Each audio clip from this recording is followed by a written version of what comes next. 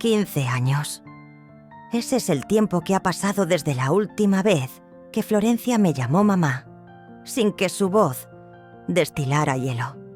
Recuerdo con precisión quirúrgica la última vez que lo pronunció con ternura. Tenía 20, una sonrisa ladeada y húmeda que apenas sostenía mientras me decía que comprendía mis intenciones, que sabía que todo lo hacía por su bien. La siguiente vez que lo escuché, fue como recibir un portazo en el alma. Después solo quedó el silencio. Un silencio que se extendió como una manta raída sobre cumpleaños apagados. Nochebuenas vacías, salas de espera en hospitales y entierros demasiado fríos. Especialmente el de Esteban. Pensé que ese sería el momento, que su voz rompería el vacío, que al menos preguntaría cómo estaba, aunque fuera por educación. Pero no, ni una llamada, ni siquiera una tarjeta sin firma. A los 7 años de su ausencia, dejé de encender la luz del porche por las noches. No tenía sentido seguir esperando lo improbable. Por eso, cuando el teléfono sonó el martes pasado y su nombre brilló en la pantalla, sentí que se me congelaba la sangre. Mi primer impulso fue pensar en una tragedia. Un accidente, una operación, un último adiós. Pero su voz al otro lado era liviana, casi alegre, como si acabara de regresar de vacaciones. «Hola, mamá», soltó con una naturalidad desarmante, como si hubiésemos charlado el fin de semana anterior. Me quedé inmóvil en medio de la cocina sujetando el teléfono como si fuera un pájaro herido. Ella, en cambio, llenó el silencio con una fluidez envidiable. Me preguntó cómo estaba. Dijo que había pensado en mí últimamente, que quería venir a verme y que le encantaría que conocierais a su hijo, Mateo.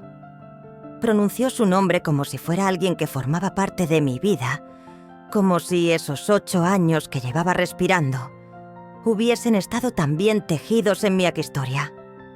Un niño encantador, me aseguró. Dulce, risueño, adora los rompecabezas. Rompecabezas. Como si eso pudiera recomponer los 15 años de ausencia, como si juntar piezas fuera suficiente para reparar los huecos. No recuerdo exactamente qué respondí. Creo que le dije que el cuarto de invitados estaba listo y que los jazmines habían comenzado a florecer. Fue instintivo, como si mis palabras llevaran siglos aguardando ese momento para salir. Al colgar, me quedé inmóvil frente al ventanal sin saber cuánto tiempo había pasado. No sabía si el temblor en mis dedos era por la emoción de haberme atrevido o por el miedo a lo que había despertado. Una parte de mí quería pensar que aquello era un paso hacia la sanación. Pero otra más honda y silenciosa me murmuraba que quizás Florencia no había vuelto para quedarse. Tal vez solo necesitaba una excusa para volver a llamar a Lescaut a la puerta. Con el tiempo supe que ella ya lo había decidido antes de volver. Me dijo que le había destrozado la vida con mis normas, mis exigencias, mi voz siempre encima. Era otoño y el viento arrastraba las hojas caídas como si deshojara también nuestras certezas. Recuerdo nítidamente el portazo. La vibración de los cristales del aparador sigue viva en mi pecho. Florencia estaba ahí en el recibidor con la determinación de quien ha roto con todo. Su maleta ya estaba guardada en el maletero de aquel escarabajo verde oxidado que nunca quiso que yo viera. Tenía apenas 20 años, llena de furia y convicción, recién casada, con un hombre al que conocía desde hacía solo 4 meses. «¿Ya no tienes poder sobre mí?», me soltó. «No soy tu experimento ni tu redención». Yo le dije con la voz que apenas me salía que no tenía ni un colchón ni plan alguno, que él no aguantaba ni 3 semanas en el mismo trabajo. Le hablé de miedo, no de reproche. No quería verla vivir a empujones, agarrándose a vales y promesas vacías como lo hice yo. Pero lo único que oyó fue juicio. «Nunca confiaste en mí». Nunca pensaste que pudiera valerme por mí misma. Intenté acortar la distancia. Dije su nombre como si así pudiera sujetarla. Ella retrocedió. «Eres todo ruido», dijo. «Y yo necesito silencio». Y se fue, sin un abrazo, sin un gesto. Solo el sonido de las ruedas sobre la grava mojada, escupiéndome el adiós mientras desaparecía al fondo del camino. Al principio me convencí de que solo era un paréntesis, que necesitaba aire unos meses, quizá un año. Le envié postales por su cumpleaños, cartas dobladas con flores secas entre las páginas. Cuando diagnosticaron a Esteban le dejé un mensaje. Cuando se fue, dejé otro. El buzón jamás se llenó. Estaba impoluto como si lo hubiera frotado a conciencia cada mañana, solo para borrar cualquier rastro de mi voz, para asegurarse de que yo no existiera en su día a día. Los años se deslizaron sin ruido. Su nombre desapareció de las conversaciones en la iglesia, como si el aire lo hubiera arrastrado lejos. Nadie volvió a preguntar por ella. Conservé una foto suya en el pasillo, tenía 17, lucía su uniforme de la banda escolar. Sonreía con una confianza inocente, como si el mundo jamás pudiera traicionarla. Pulía ese marco cada semana. Era mi pequeño altar. No sé qué hería más, su silencio impenetrable, o la lenta y dolorosa certeza de que ella estaba bien. Con él. Y aún así, cuando la semana pasada su voz pronunció la palabra «mamá» al teléfono, algo se quebró en mí. No del todo, solo una rendija. Lo suficiente para que entrara algo de oxígeno, después de años de ahogo. A la mañana siguiente cambié las sábanas del cuarto de invitados. Casi tiré el papel. Procedía de una gasolinera Pemex sobre la Federal 15, un lugar que siempre me provocó rechazo. El café ahí sabe a caucho quemado y el cajero evita tu mirada como si le doliera verte. Solo entré por unas pilas. El boleto quedó abandonado en la mesa de la cocina durante 3 días, sin más valor que un trozo de papel arrugado. Hasta que lo rasqué con la punta roma de un cuchillo de mantequilla. Tuve que leerlo varias veces. La tercera me temblaban las manos. Pensé que se trataba de un error. 100 millones de pesos. No grité, no bailé, ni siquiera esbocé una sonrisa. No. Lo primero que hice fue sentarme a extender el boleto sobre la mesa y contemplar los números hasta que el té a mi lado se volvió frío. Entonces marqué el número del abogado de Esteban. No llamé a mis amigas ni al párroco, ni siquiera a ti y mi hermana. Solo contacté con un hombre que sabía mejor que nadie enterrar secretos en silencio. Cobramos el premio en privado. Al día siguiente hice una donación silenciosa a un fondo para niños con cáncer. Era el mismo que Esteban solía respaldar cada Navidad sin falta. La donación fue a su nombre. Mientras lo hacía, juraría que podía sentir su presencia serena y firme justo a mi espalda. No lo compartí con nadie. No cambié de coche. No me mudé. Guardé silencio. 2 semanas más tarde, Florencia se presentó en mi puerta, sin previo aviso. Simplemente llamó al timbre como cuando era adolescente y volvía del instituto. Ahí estaba, abrigo beige, botas nuevas, el pelo más claro y pulido de lo que recordaba. Apretaba la mano de un niño con ojos inmensos que me observaban con mezcla de timidez y expectación. «Esta es tu abuela», murmuró Florencia. El pequeño me dedicó una sonrisa breve como si esperara algo a cambio. Dije su nombre en voz alta, saboreando la extrañeza de pronunciarlo. Sonaba ajeno y a la vez inevitable. Florencia se acercó y me abrazó. Fue un gesto rápido, cronometrado, como quien ensaya un saludo para cumplir. Llevaba un perfume caro, sofisticado y frío. Y de pronto estaba dentro, como si nunca hubiera desaparecido. Mateo tenía los ojos de su madre, pero no heredó su frialdad. Él miraba con la apertura de los niños que aún no conocen la decepción. Todo le llamaba la atención: el papel tapiz desgastado del pasillo, la lámpara que parpadeaba la foto de Esteban en el estante. Durante el almuerzo, Mateo preguntó con inocencia si el pastel de limón era comprado o hecho con manos de verdad. Me reí sin poder evitarlo. Hacía años que un niño no me arrancaba una carcajada limpia sin dobleces. Después de comer, quiso saber si tenía rompecabezas. Fui al armario del pasillo y encontré una caja olvidada polvorienta con juegos antiguos. Había uno de 100 piezas sin tapas, sin imagen de referencia, como si fuera un enigma puro. Nos sentamos en la mesa de la cocina. Él trabajó con un silencio que no era tímido, sino concentrado. Sus manitas pequeñas encajaban pieza tras pieza con decisión. Cuando colocó la última, alzó la cabeza y me miró. «Abuelita, tú eres de verdad». Me quedé un segundo callada. «Creo que sí», respondí. Él insistió. «¿Y por qué mamá dijo que quizá no te acordarías bien?» Hizo una pausa, luego añadió. «Pero ahora creo que sí». Esa noche Florencia se ofreció a fregar los platos. Paseó la mirada por la casa y dijo que era acogedora, con ese tono ambiguo que suena así cumplido y a diagnóstico a la vez. Después preguntó si alguna vez había considerado mudarme a algo más pequeño. Más tarde elogió el encanto vintage del solarium, y mientras hablaba sus ojos recorrían cada rincón, como si midieran algo que sus palabras no decían.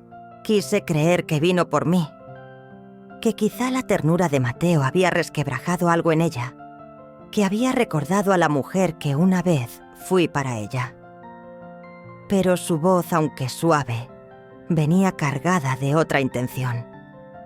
Había algo preciso en sus preguntas, algo frío, algo que olía a cálculo. Aún así, cuando Mateo me abrazó antes de irse a dormir, y con esa mirada que desarma, me preguntó si volvería pronto, no dudé en responderle que sí.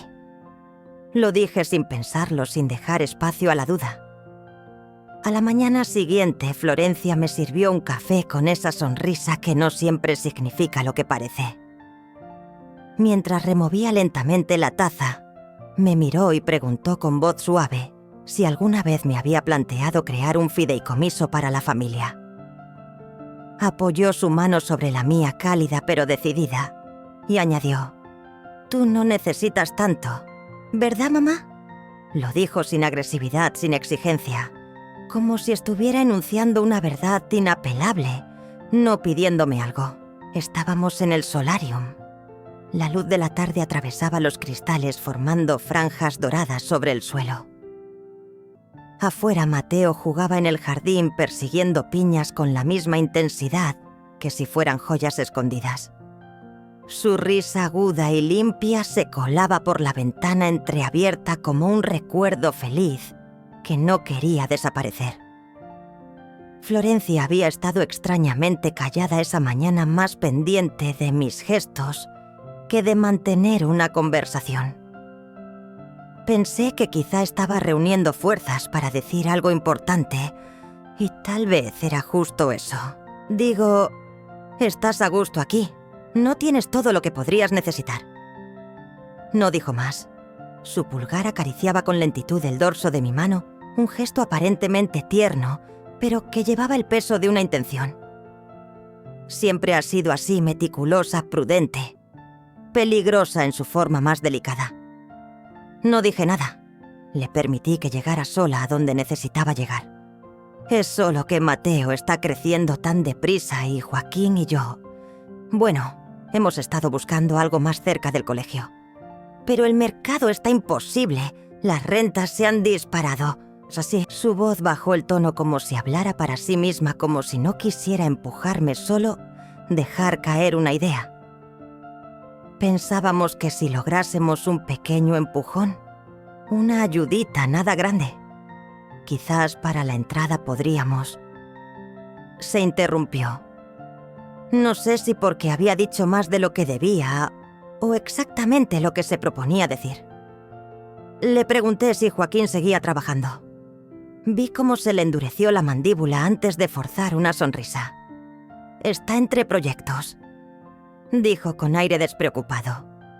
Tecnología, ya sabes, algo temporal. Ya sabes cómo es, dijo con un tono desenfadado. Y tú, pregunté sin apartar la mirada. Voy haciendo cosas sueltas, algo de consultoría, desarrollo infantil, contenido digital. Un poco de todo. Sus ojos, sin embargo, no estaban en lo que decía. Se desviaron como si buscaran una salida invisible de aquella conversación. Había sido un año complicado, confesó. Asentí, pero por dentro algo empezaba a taelarse. Aquello no era una charla familiar, era una achitase, una antesala, una maniobra. Más tarde, mientras troceaba verduras en la cocina, la oí desde el cuarto de invitados. Hablaba por teléfono bajito como quien teme que las paredes escuchen. Pero esta casa, mi casa, lo guarda todo. Atrapé palabras sueltas, momento oportuno, después de que firme los papeles, y más baja aún como un murmullo venenoso. No sospecha nada. Removí la olla con fuerza conteniendo el temblor en las manos. No estaba enfadada, aún no. Estaba vacía. Esa clase de vacío que solo se abre cuando tu instinto se adelanta al golpe del corazón. Esa misma noche, ya dormido, Mateo, ella se me acercó en la penumbra del salón. Preguntó con aire de preocupación fabricada si alguna vez había pensado en constituir un fideicomiso. No por ti, claro, añadió. Por él, por tu legado. La miré largo rato. La estudié en su mentira. Lo pensaré, dije con suavidad. Pero ya sabía lo que le iba a dar. Y no tendría nada que ver con una firma. Ella creyó que sacaría la chequera. Pero no, saqué otra cosa. Cuando se marcharon, Florencia sonreía con esa dulzura vacía que no subía a los ojos. Mateo me saludó con la manita pegada al cristal del coche. Me quedé de pie en el vestíbulo mucho después de que las luces traseras se perdieran en la oscuridad. La casa volvió a su silencio habitual. Pensé que dolería, pero no. Era un suspiro largo liberador. Preparé un té, me senté a la mesa y abrí el cajón. De él saqué una vieja caja de papelería que no tocaba desde hacía años, papel grueso con líneas tenues en azul claro.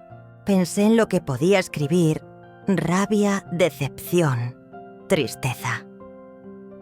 Pero esos sentimientos pasaron fugaces como nubes arrastradas por el viento. Lo que quedó fue algo más profundo: serenidad. Una claridad que lo iluminaba todo. Escribí su nombre en la primera línea. Solo su nombre, sin adornos. Y empecé a contarle. Le hablé de ella. De la niña que se negaba a ponerse calcetines aunque helara, que una vez lloró desconsolada porque un pajarillo se estrelló contra la ventana y no volvió a moverse. La chica que buscaba mi cama en las noches de tormenta, solo para sentirse a salvo con el sonido de mi respiración. Durante años escribí sobre aquella espera silenciosa, sobre cómo jamás dejé de hacerle un hueco en mis pensamientos, incluso cuando ella ya no encontraba espacio para mí en los suyos. Escribí sobre la herida de querer a alguien que sin avisar deja de quererte. Después le dije la verdad. Que ahora tenía estabilidad, que no me faltaban caminos ni certezas y que por fin lo que poseía no dependía de nadie. Que ya no debía nada a nadie, ni explicaciones ni sacrificios. Y que todo lo que me quedaba por ofrecerle era esto, sin reproches, sin deudas, sin máscara. No lo hice por despecho. Lo hice porque, entre todo lo que se quebró, lo único que todavía se mantenía intacto era la sinceridad. Y con eso acabé la carta. Esta es la única herencia que te debo, la verdad. Haz con ella lo que te permita dormir tranquila. Doblé el papel despacio, presionándolo entre mis manos para alisarlo.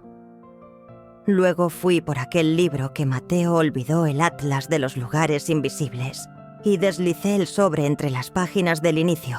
Lo envolví todo en papel de estraza cuidadosamente, como si preparase algo frágil. Escribí su nombre con tinta negra en letras firmes. A la mañana siguiente caminé hasta la oficina de correos.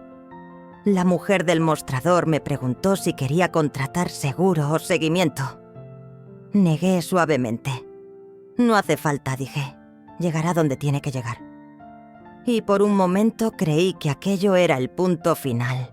Pero los puntos finales tienen una mala costumbre, vuelven a abrirse, justo cuando crees haberlos cerrado.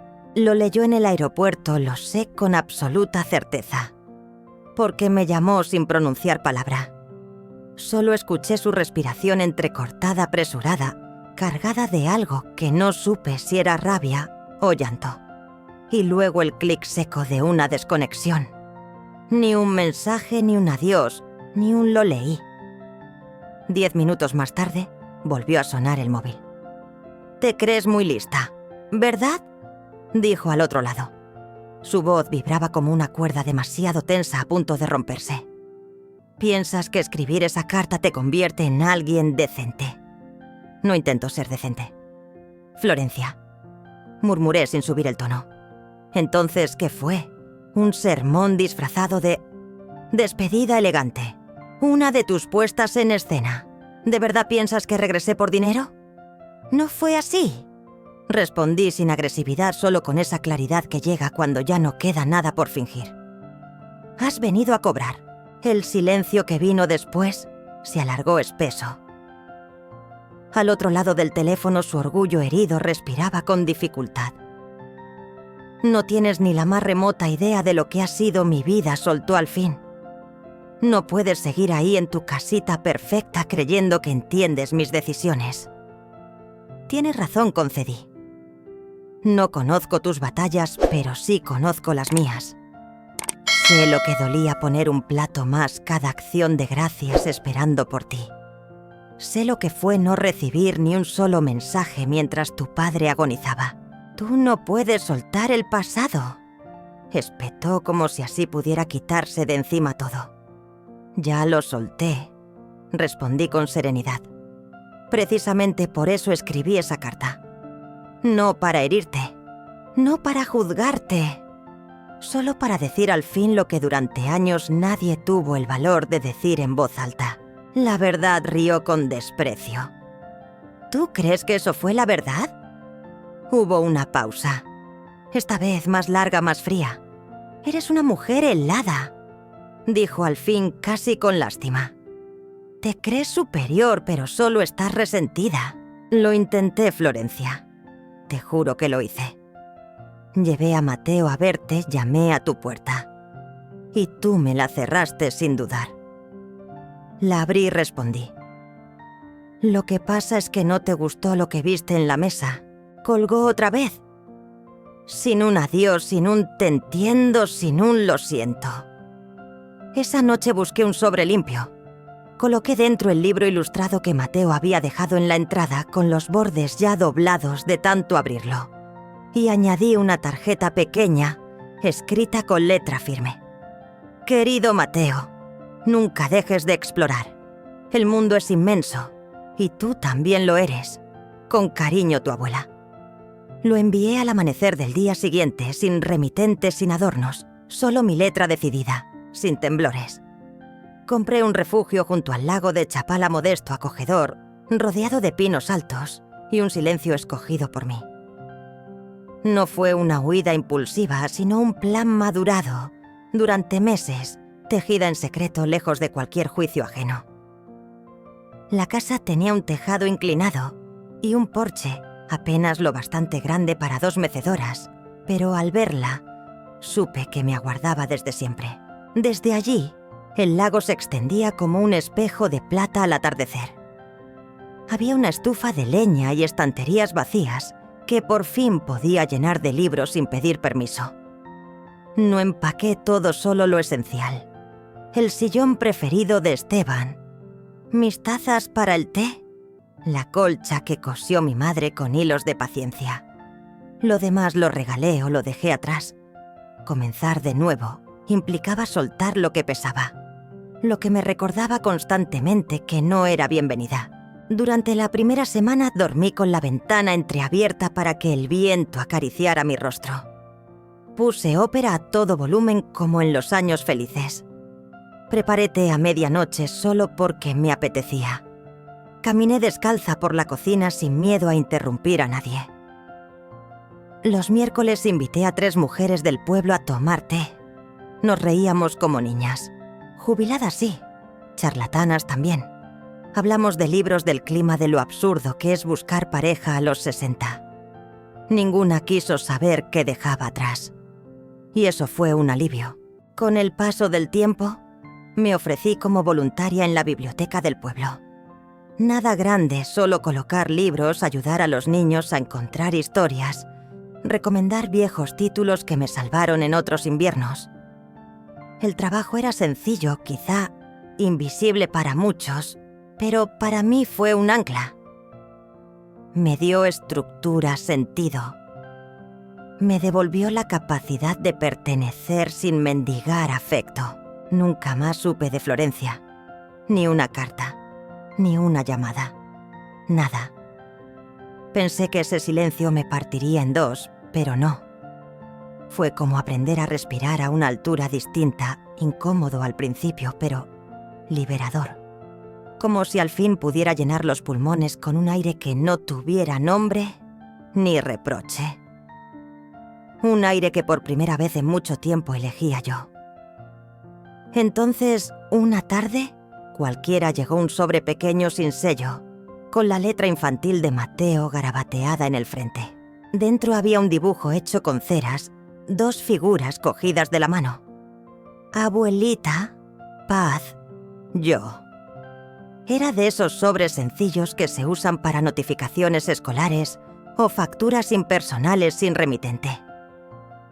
El dibujo doblado en papel de líneas como los que reparten durante la hora tranquila en el colegio mostraba formas torpes y desproporcionadas, mi cabeza desmesurada, sus brazos alargados como ramas buscando algo. Pero éramos nosotros, no cabía duda. Había también una taza amarilla, la mía, la del té, y un corazón flotando en el cielo como si fuese una cometa. Debajo, con letras grandes y algo temblorosas, escribió: «Te echo de menos». Sin firma, sin contexto, solo esas 4 palabras que rompían el silencio. Me senté a la mesa y lo sostuve entre las manos durante un buen rato. El papel tenía los bordes arrugados y una mancha azul desvaída en la esquina, como si hubiese chocado con alguna botella de agua o un estuche abierto en su mochila. No lloré. No llamé a Florencia. No especulé sobre lo que podía implicar aquel gesto. Simplemente permití que el calor de mis manos traspasara el papel. Porque a veces la voz de un niño logra colarse por entre las rendijas que los adultos han tapiado con orgullo, rabia o miedo. Pegué el dibujo en la pared justo encima de mi escritorio, al lado de una fotografía gastada de Esteban, con su sombrero de jardinero. Quedaba perfecto ahí, vivo, honesto, torpe y hermoso. Más tarde esa noche volví a preparar una taza de té y salí al porche. El viento había cobrado fuerza y los pinos se balanceaban como si susurrasen confesiones al oído del cielo. Permanecí allí hasta que la oscuridad cubrió por completo el horizonte, hasta que el silencio volvió a imponerse como un manto. Al amanecer siguiente me desperté temprano y empecé a escribir. El dinero no trajo a mi hija de vuelta, pero me devolvió algo que creía perdido para siempre, a mí misma. Me regaló el margen para pensar con claridad, para vivir sin sentir que debía pedir perdón por existir. Me concedió el lujo de reencontrarme con la mujer que fui, antes de que las ausencias y los desengaños me hicieran menguar. Durante años confundí el amor con resistencia, creyendo que cuanto más dolor soportabas, más demostrabas que querías. ¡Qué equivocación más cruel! Porque el amor no debería doler. Y la familia, si hiere más de lo que cura, deja de ser refugio. Lo entendí tarde, pero lo entendí. La paz no es una herencia, es una conquista. Algo que se cultiva, se protege y se honra con firmeza. No me arrepiento de haber abierto aquella puerta hacia Florencia. Habría vivido atormentada por el qué habría sido si no lo hubiera hecho. Pero tampoco lamento haberla vuelto a cerrar, ¿sabes?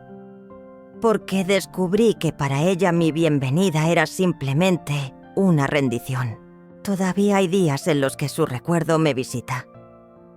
Me pregunto dónde estará si Mateo alguna vez menciona aquel rompecabezas que terminamos sobre mi mesa. Pero ya no duele pensarlo. Son imágenes que pasan como el viento. Vienen, rozan y siguen su camino. Esta mañana he regado el jardín.